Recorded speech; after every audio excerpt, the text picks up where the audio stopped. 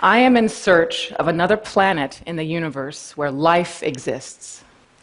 I can't see this planet with my naked eyes, or even with the most powerful telescopes we currently possess, but I know that it's there. And understanding contradictions that occur in nature will help us find it. On our planet, where there's water, there's life.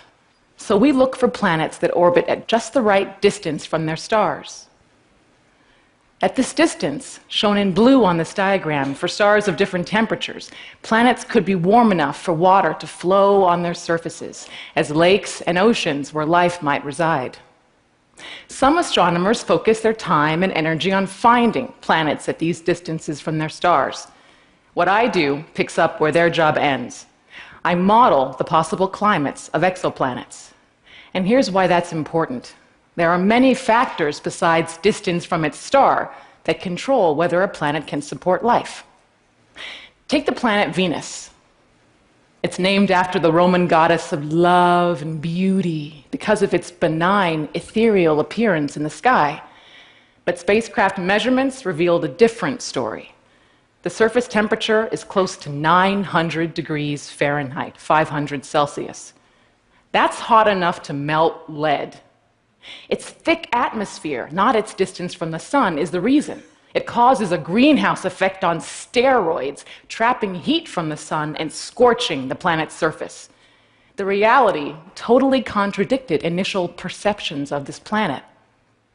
From these lessons from our own solar system, we've learned that a planet's atmosphere is crucial to its climate and potential to host life.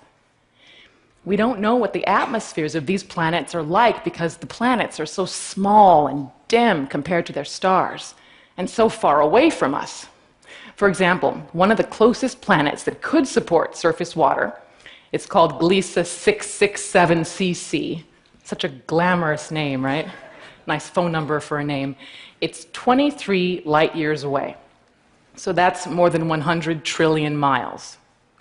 Trying to measure the atmospheric composition of an exoplanet passing in front of its host star is hard. It's like trying to see a fruit fly passing in front of a car's headlight.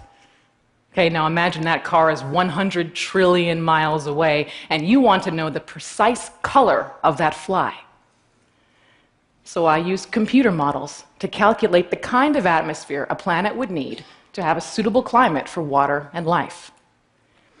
Here's an artist's concept of the planet Kepler-62f, with the Earth for reference.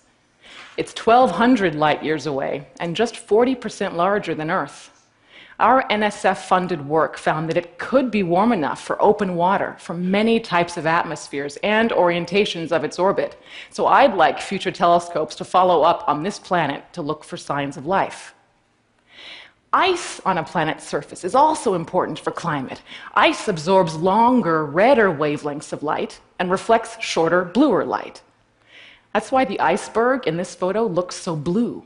The redder light from the sun is absorbed on its way through the ice. Only the blue light makes it all the way to the bottom.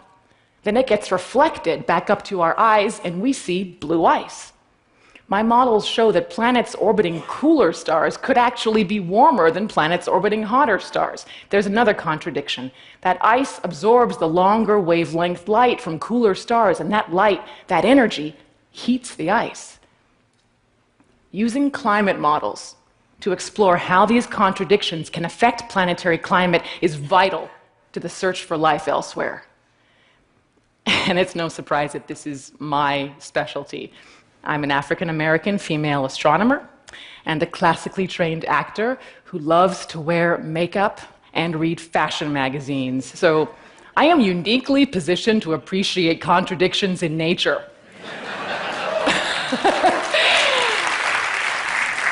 And how they can inform our search for the next planet where life exists.